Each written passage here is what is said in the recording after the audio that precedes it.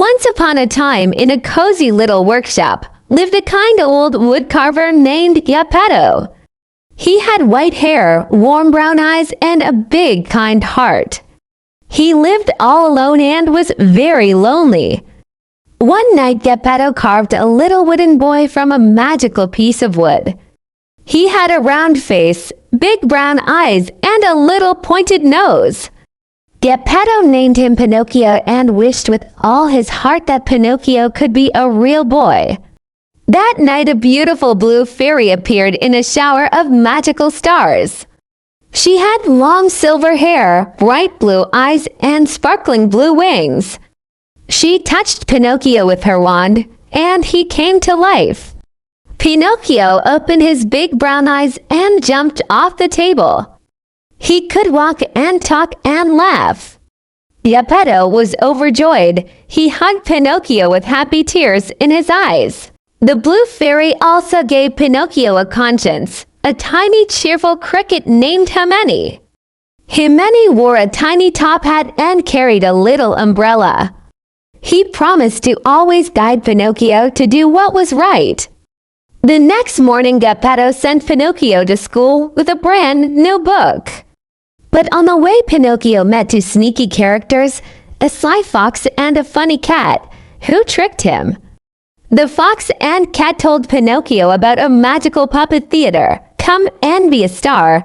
Pinocchio forgot all about school and followed them to the theater.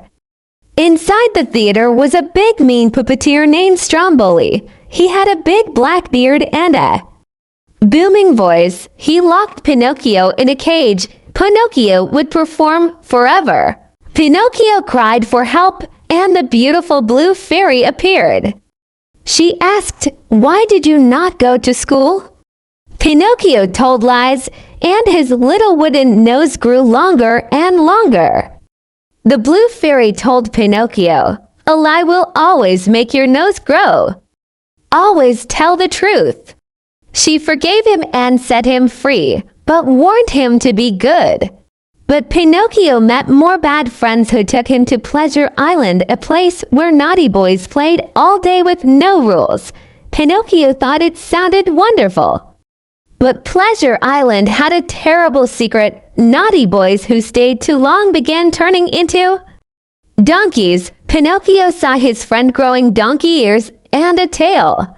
Pinocchio ran as fast as his little wooden legs could carry him. He jumped into the sea and swam away from Pleasure Island, determined to find his dear father Geppetto. Meanwhile, poor Geppetto had been searching everywhere for Pinocchio. He even sailed out to sea in a tiny boat, but a massive whale swallowed his boat whole. Pinocchio searched the sea for his father, and was also swallowed by the same massive whale. Inside the dark belly of the whale, he found Geppetto sitting sadly beside his broken boat. Pinocchio had a brilliant plan. He made a big fire inside the whale to make him sneeze. Acho! The whale sneezed so hard that Geppetto and Pinocchio flew out into the sparkling sea. Pinocchio swam with all his strength, pushing Geppetto safely to shore. But brave little Pinocchio was exhausted and lay still on the beach, not moving at all. The blue fairy saw Pinocchio's bravery and selfless love for his father. She flew down and touched Pinocchio with her wand, granting Geppetto's greatest wish. Pinocchio opened his eyes, but something magical had happened.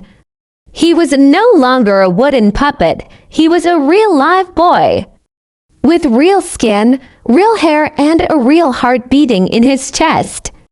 Geppetto and his real son Pinocchio went home together, the happiest people in the whole world. And Pinocchio never told another lie again, because he learned that honesty, bravery, and love are what make a person truly real.